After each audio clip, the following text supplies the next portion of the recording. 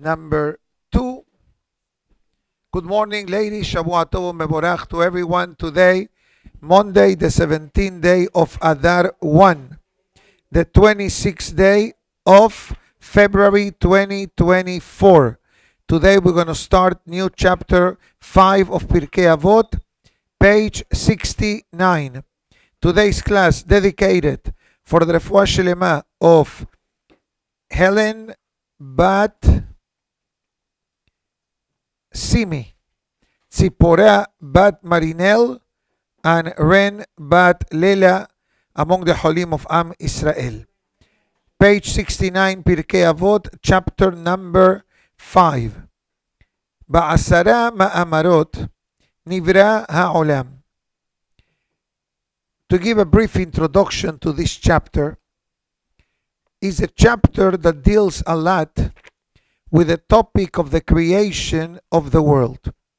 And that is the reason why a lot of the words in this chapter has to do with number 10.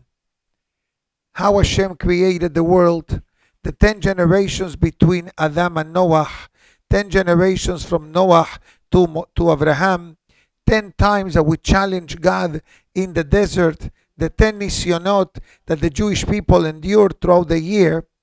But let's begin with the creation of the world. So the Mishnah writes, Ba'asara ma'amarot nivra ha'olam. With 10 utterances, that means that God spoke, created the world. What does it mean? The Pasuk writes, Bayomer Elokim. Bayomer Elokim. Bayomer Elokim. The Pasuk didn't say Bayas Elokim. The Pasuk didn't say God created, but the Pasuk says God said. God said, let there be light, and it was light. Imagine yourself, you tell the potato, peel yourself. Or you tell the light, turn on the light. Today is not difficult. Today with technology, Alexa, Siri, all the name of holy Jewish devices, okay, or you clap and the window suddenly opens up. Of course, Shabbat, you need to be very, very careful with all this equipment, with all these devices. Number one, they are recording everything that you say. Number two, they catch certain words, certain phrases, and even how the statement is being said, and they answer you. They answer you, oh, you want to go to New York next week? Here are your options. So for Shabbat purposes, you need to be careful. Now, we'll discuss in a moment further what's the meaning of Hashem said and it became a reality. Umat Talmud Domar. And what the Mishnah is trying to teach me. Hello, b'ma'amar echad yachol libareot. God could have created the entire world in an instant. Ella, mehila. The purpose of this, leipara min hareshaim, to exact punishment from the wicked. We'll explain this in a moment. Shemeabedim et ha'olam, who destroy the world. Shenivra ve'asara ma'amarot, that was created with 10 utterances. Beliten sechar tov latzadikim, and to give a good reward to the righteous. Shemekayemim et ha'olam shenivra ba'asara ma'amarot, who sustained the world that was created with the 10 utterances. I use this opening statement of the Mishnah personally as an example when people become desperate and they don't have sablanut and they don't have tolerance. I'm not saying that every case requires tolerance, but sometimes when it comes to marriage, you need to have a bit of tolerance. You know, suddenly Hashem put together a male and a female, obviously, and they work with each other. How? And they become a single unit. You know, in the Torah world, there is a statement that has two words, Shana Rishona. Have you heard of this statement in Hebrew? Shana Rishona means the first year of marriage. Yani the first year of marriage, it is not easy. It is challenging. It could be even difficult because you have a young man and a young lady who live by themselves or with their families, with their friends, etc. And suddenly they got married, mabruk, under the chuppah, mazel tov, and now you tell them, okay, build your life, build your future. In the Jewish world of war, whenever it came to enlist soldiers to the army of Israel, the pasuk says, "Shana ahat yenaki leveto besimach et ishto asher lakach." The Torah says, pashut, first year of marriage, don't go to the army. I'm not talking wars of survival. There are two types of wars. But the standard army, the first year, we tell them, you are exempt. Why? Because you have a mission. What's the name of this mission? Besimach et ishto. You got to make your wife happy. If you're in the army, you don't make your wife happy, obviously. Although today is different.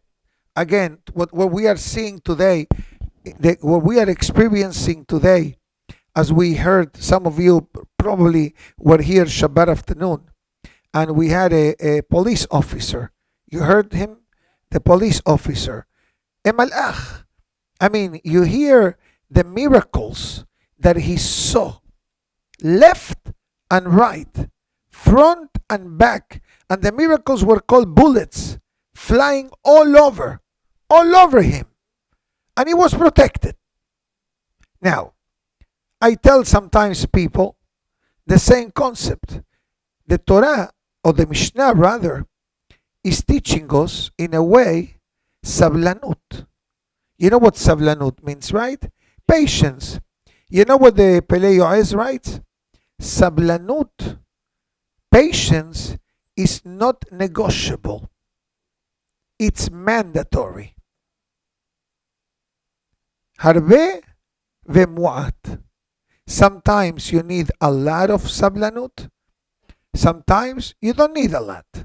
And it's a difference if you are a husband, a wife, a parent, a teacher, or a rabbi, or a community leader. Based on the circumstances, he says, that's when it needs to be activated. And perhaps I will see now the deeper meaning of this particular Mishnah. It can be said. So the Mishnah asks, HaKadosh Baruch Hu could have said the whole thing in one sentence. I want the world to be created. And there is another pasuk in Tehillim that says, Bidbar Hashem Shamayim Na'asu. God spoke and it became a reality. There was no physical action. Let's say if anyone here, and I use a simple example, needs to organize an event or needs to create a Shiv'a Berachot or a Bar Mitzvah. Okay, you say, I call the caterer. You don't just call the caterer. You sit down with the caterer, you talk with the caterer, he samples some of the menus, you tell him the time, you bargain. Obviously, it's part of the Geschäft, it's part of the spiel. And yet, in the case of the creation of the world, God said, let there be a world. And here explains, the Torah teaches us, Hashibuto shel ha'olam. How important is the essence of the world in the eyes of the Almighty? Because some people may say, why God needs the world? What's the purpose of the creation of the world? For what purpose? For headaches? Look what's happening all over. Look what happened in Brazil the other day, that the president, no names, spoke against Israel the other day. Sure. Yesterday there was a counter protest against him. 1 million citizens in favor of Israel. Baruch Hashem. Or Argentina, miracle, what's happening. Or El Salvador. Good changes. We hope and pray. But the world is full of headaches. Why God needs the headache of the world? You ever ask yourself this question? It's not a new question. God could have remained in Shamayim with the Malachim, relax, calmado, relax in Shamayim, Malachim are singing. But guess what? That was not the whole concept of godliness. The whole purpose of godliness is the Torah. The connection between Hashem and the Jewish people is throughout the Torah, which is not coincidence, because the class that I gave earlier today in the men's department talks about how the Torah is the only vehicle of survival that the Jewish people had to connect to throughout their existence, from Paro all the way till today. The pogroms, the Inquisition, the Crusades, terrorism, anti-Semitism, communism, terrorism now, what we're experiencing now. And what kept us alive? The Zohar Kadosh says one thing: our connection to HaKadosh Baruch Hu through the learning of the Torah. The Zohar says that in order to create the world, Hashem looked at the Torah and created the world. That's why the Torah is called the blueprint of creation. You ever see an architect, when they have to build something, what they need to have? Blueprint. Why it's called blueprints? Because the copies come out in blue. That's why it's called blueprint. But you know why it's called blueprint? Because it's from Shamayim.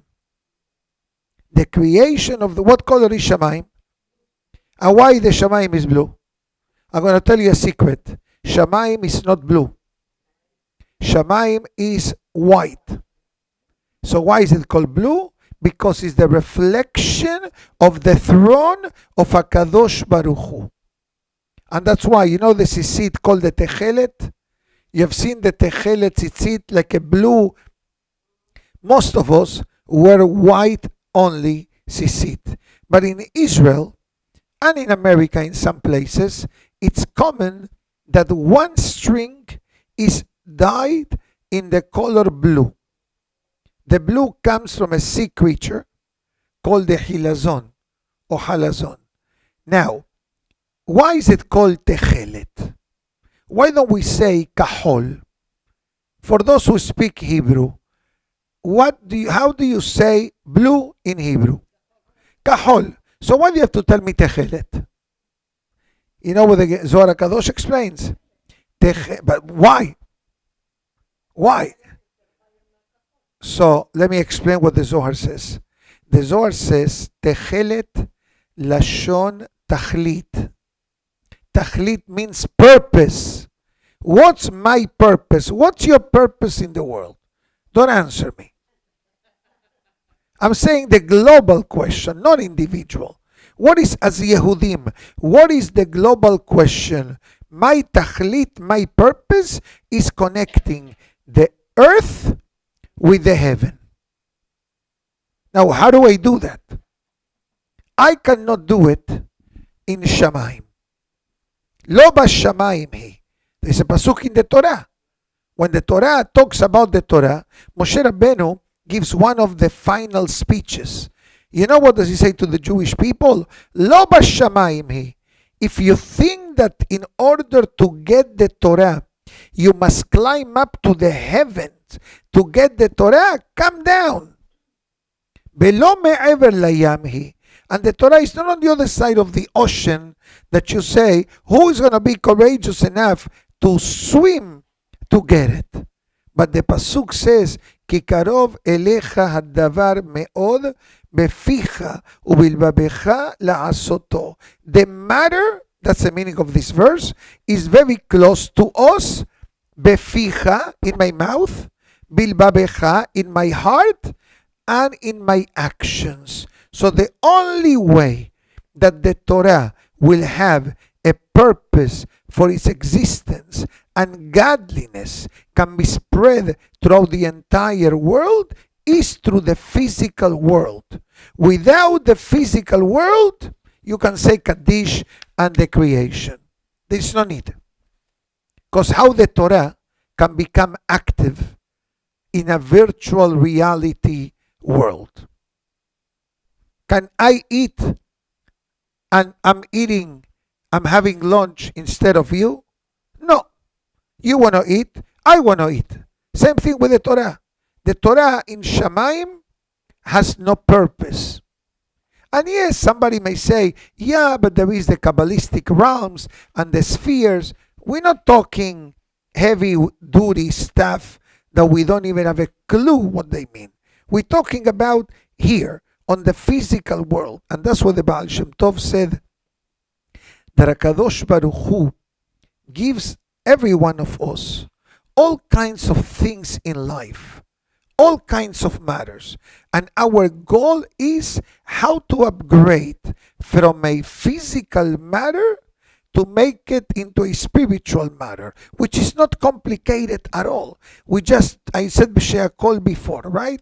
What did they do? It's only water, nothing else. Okay? I said She'akol, now this water has a certain level of Kedusha. You have a cracker there, you say the Beracha, a Goy eats it and a Jew eats it. They eat the same cookie, I think, that is made in Israel. Yeah, that's made in Israel. I know them. We go back a few years. We have a good relationship. Okay? I know that's made in Israel. Okay? Awesome brand. So what did I do? I said a Beracha. Now it's no longer a cracker. It's a beracha, it's a cracker that a Yehudi said. Or garments. In the men's department, it's very common. Obviously in the ladies too, but depends on what item. We check for shadness. Now, do I feel a difference if this suit has shadness or not? Physically, I don't think that I will feel it. But the neshama feels it. It's like a home. You put on mezuzot. You observe the Shabbat. You have modesty. You have kasher. So all these matters do create a huge difference in the aspect of the world. And this is how desirable and important is the world in the eyes of the Almighty. Now, then we have individuals who try to dismantle what God intended to have in the world. And these individuals have a name. The Mishnah calls them Reshaim. Now, what does that mean? The literal meaning of this word, it's like an evil person. But what does it mean? What makes this person bad? It says very simple. Avonotehem. They sin left and right. They don't care about nothing, about nobody. You can blame it under the name of society, the crazy ideals that we have nowadays, part of our life, words that we never said before suddenly became part of the news that we hear, and half of them we don't really know what they mean. But it says the Mishnah that imagine yourself, if every mitzvah that a person does, it creates a positive force to the world, every avon that we do, it causes the same. It's like you're patching a tire, but then 5 minutes later, there is a new nail in the tire, in the wheel. So you patch and a new hole. You patch a new hole. So it goes further and it says, Nimsa ha'olam aved biglalam. So it means that humans have the power to destroy. For example, we don't have to go far. What happened with the time of Noah, the flood? What happened? People behaved in ways which are beyond understanding. We didn't learn the lesson. Then we had next the Tower of Babel. What was the Tower of Babel? A war against God. That was the Tower of Babel all about. They wanted to turn against God. You know what they said? The people of the flood died because God had no opposition. They built the tower. I don't remember how tall it was. And on top of the tower, they built the image of a warrior with a mega-sized sword pointing up to the heaven. So if Hashem wants to do something, he will have resistance. This was the background of the Tower of Babel. How foolish it sounds, that's what it was. We didn't learn the lesson. Chapter number 3, Sodom and Amorah. What happened in Sodom and Amorah? Same crimes, different generations, but in these 3 chapters of history, and these are biblical chapters. Forget about common knowledge of history, Holocaust, Inquisition, Crusades, pogroms, expulsion of the Jewish people. What do you think, that all these historical events did not shape history? Of course they shaped history. But on the other hand, then we have the survivors. All of us. All of us. Connected to HaKadosh Baruch Hu, שמקיימים את העולם. So on one hand, there is a group of people that seeking the destruction of the world, but on the other hand, there is like a damage control. So how do we activate, as the commentary on the Mishnah here, בזכות המעשים הטובים שעושים. It says, yes, we have a lot of negativity going throughout the world. But also, says the commentary on the Mishnah, there is a lot of goodness coming into the world through the actions of mankind. And I think that this is very encouraging. In what sense? Sometimes a person may say, what difference can I make? I'm one person that I'm going to do something good. Can one good eradicate or erase a lot of not good? So there is a statement that says in Hebrew, Kesat or dohe arbe min hachoshech. A little bit of light dissipates a lot of darkness. In other words, we are in a dark room and suddenly I don't do much. I just turn on my cell phone. Not even the flashlight. And I use this because I'm sure that many of us have done it. Not to turn on the light, we just walk around with the cell phone and the phone becomes our flashlight. So suddenly, the apartment or the house that was completely dark, I'm able to see light. So this light, says the commentary on the Mishnah, that refers to the ma'asim tovim that people do. Not only that,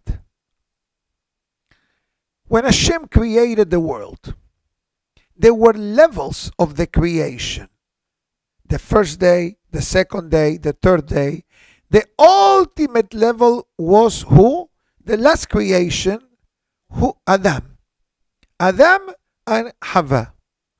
Now, they were Tachlit, the way he calls them here, Tachlit Haberia. The world was not created for animals. The world was not created for the flowers and the vegetables and the fruits and the grass and the trees. They are all important components. God forbid. We're not saying, no, we don't need them. We need them. But at the end of the day, when Hashem created the world, God created the person, the last creation. Why? A few reasons. Number one, so the subsequent creations, if Adam is created first, there is a fear that the subsequent creations will say, Adam is God, because he created us. So for that reason, Adam at the end. Reason number 2, that if the person becomes arrogant, will tell the person, what's the big deal? Even an insect was created before you in the early days of the creation of the world. Reason number 3, HaKadosh Baruch Hu intended that when the person is born into the world is set up Shabbat. Regretfully, we all know what happened that day. Unfortunately, meaning to say that the person has the power to build or to destroy. I'm not leaving yet. I just need more room. It's fine. Now, one additional message is Koach Hadibur. What's the meaning of Koach Hadibur in Hebrew? The power of speech. Speech is very powerful. Can have great power or can become a disaster. Correct? Even in our life, how many times we say things that then we regret, or we think I should have said it different, or maybe I shouldn't have said anything at all, etc. That is a common knowledge. Shabbat, for example, we mentioned the other day the concept of Shabbat. That Shabbat, how beautiful the Shabbat is, but Shabbat also has a lot of restrictions and limitations. And one of these topics the Gemara mentions is the topic of conversation on Shabbat. What do we speak about on Shabbat? There are certain topics which are fine, but there are certain topics which are not permissible to be spoken on Shabbat. Then there is another concept. The concept of, that's how the Mishnah, or better yet, how the Me'am Lo'ez merges these topics, is the concept of Siha Betela Bebet HaKnesset. How does a person conduct themselves at the synagogue? And this is an area that, Baruch Hashem, there is room to improve. Although, perhaps, somebody told me the other day, wow, I wish my synagogue could be like yours. And I said to myself, I hope that people speak less here. So for one person, this could be wow, and for us that we want better, could be we need better. But comes the Me'am Lo'ez, and it says, everybody understands that there is like an uplifting aspect of life to pray at the synagogue. In the ladies' department, there is no need. The ladies, for many good reasons, don't need a minyan to pray. A man needs a minyan to pray. So what does this tell you? That the prayer of a Jewish woman is greater than the prayer of a man. Number one, you know that there is a concept the Gemara writes to pray in a synagogue that has windows. There is a concept of praying in a synagogue that has windows. Baruch Hashem, we got plenty of them. Okay, now what's the idea of praying in a synagogue that has windows? Very simple. Because mistakel bashamayim, you look up to the heavens. Just the fact that a person looks, the problem that I have, I get distracted with the boats. They drive through me. You know, front and back, front and back. I try not to look at them, but sometimes they wave at me. Obviously, if it's in the Amidah, it's a problem. And David HaMelech says, Ki ereh shamecha ma'aseh be'otecha. I will look up to the heavens, and reminds me of ma'aseh, Bereshit. That's why the Yeshaya Hanavi says, Se'u marom enechem. Lift up your eyes to the heaven. Ur'u mi bara ele. And see who created the world. Our rabbis tell us, Se'u marom enechem rashet tevot shema. That when a person says the Shema, Israel, Hashem Elokeinu, Hashem Echad, at that moment we are activating a level of bonding directly with the Kadosh Baruch Hu, which is something unbelievable. There are many ways of connecting with Hashem, but prayer is one of the key ones. And for that reason says, if now we understanding that the moment that we are praying, it's a covenant, or it's a connection rather, with a Kadosh Baruch Hu, so how careful a person must be during the reading of the Sefer, Hazara, Kaddish, the silent Amidah, shelo ledaber. Not to talk. It's not easy. It happens to me more often than you think. People come to me to speak. Not Devarim Betelim. They have a question. Rabbi, I have a question. So my question to them is, do I need to call Hatzalah? True. In other words, is this a matter of urgency? Or you want to know what's the earliest you can put on tefillin tomorrow because you have to catch a flight? True story, by the way. No, I don't need Hatzalah. Can it wait till after tefillah? Yes. Okay, come later. Come back later. And I have to do it because if I don't do it, so what message I'm delivering? Oh, the fellow is talking to the rabbi. That's why you see sometimes I signal with my hands. That means later. I can't talk now. Because if I talk, what can I say about the rest of the kahal that may talk? Goes further and it says, HaKadosh Baruch Hu created the world in different stages. And in a way, these different stages are connected, I don't want to say directly, but to a certain extent to the concept of Erech Apayim. Remember in the beginning of today's class, I mentioned that in this Mishnah, we're going to be talking a lot about the number 10. Today was the 10 times that Hashem said, let there be light, let it be created. This parasha, look in Sefer Bereshit, Bayomer, Bayomer, Bayomer, Bayomer. Next time will be about the 10 generations between Adam and Noah, and between Noah and Abraham. And then we're going to speak about the 10 challenges of Abraham.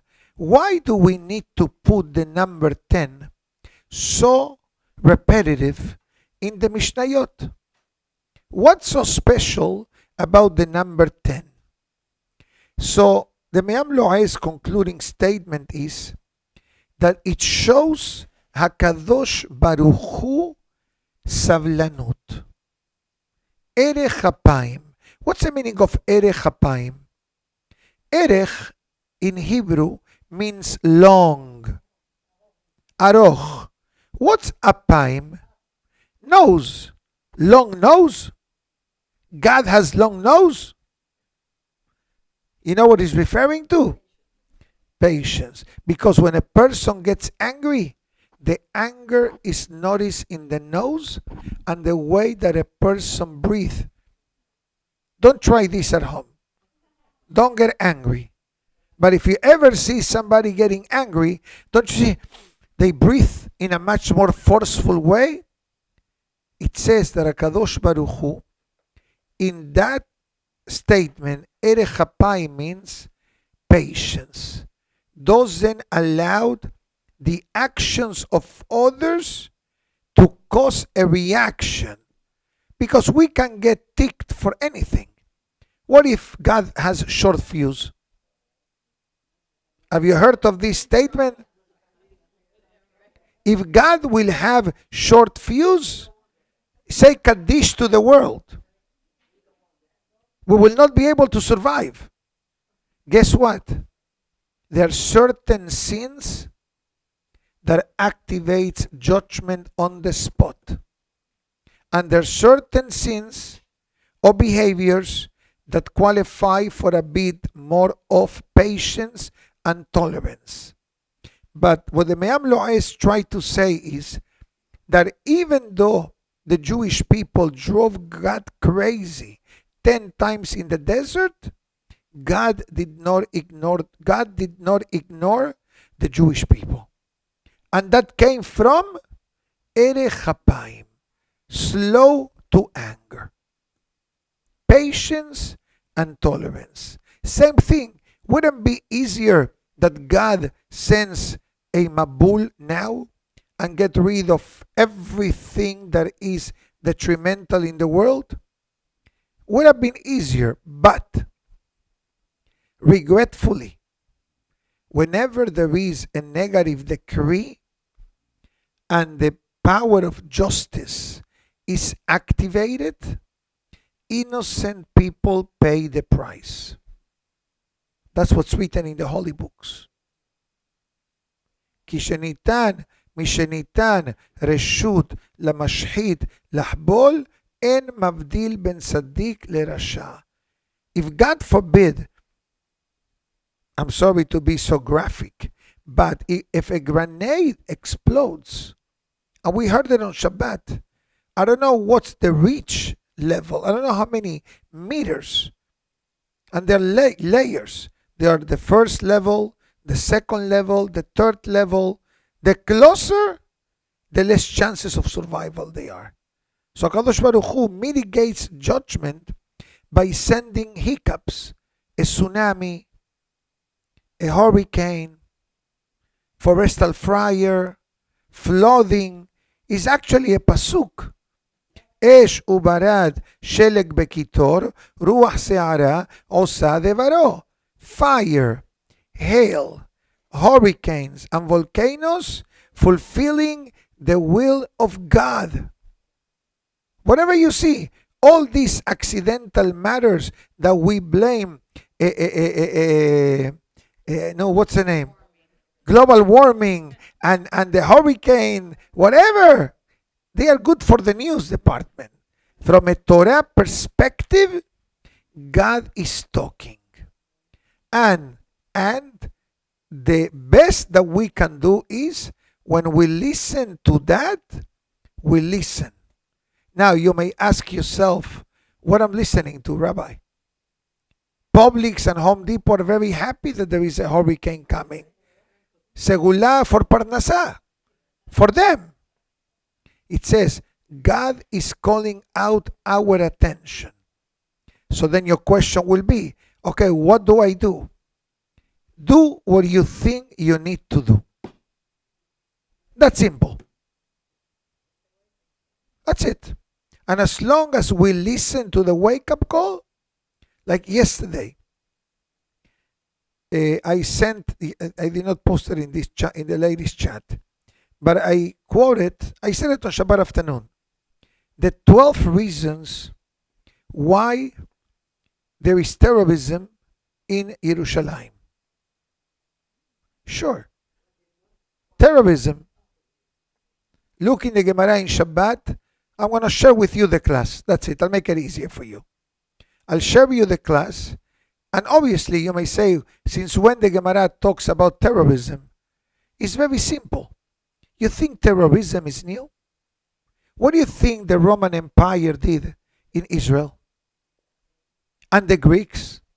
Maybe we call them the Roman Empire or the Greek mythology. We give them a fancy word and we call these guys terrorism. They planted terror in Israel. The Gemara gives 12 reasons what were the deficiencies of the generation in Jerusalem that created an opportunity for the enemies to attack the Jewish people.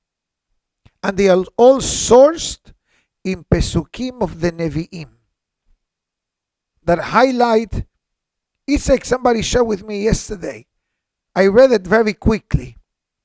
A prophecy from Yehezkel that speaks about the current events in Israel with numbers and the nations that will turn against the Jewish people prior to Mashiach's arrival.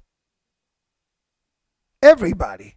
I'm going to pause the recording now because I need to leave in a few minutes. But I'm going to read you maybe 2-3 pesukim because the only way I can read them is if I disconnect the recording. So to the itorah.com, we say, have a great day. We'll see you tomorrow, 9:15, and in Spanish at 11 in the morning. Shavua Tov.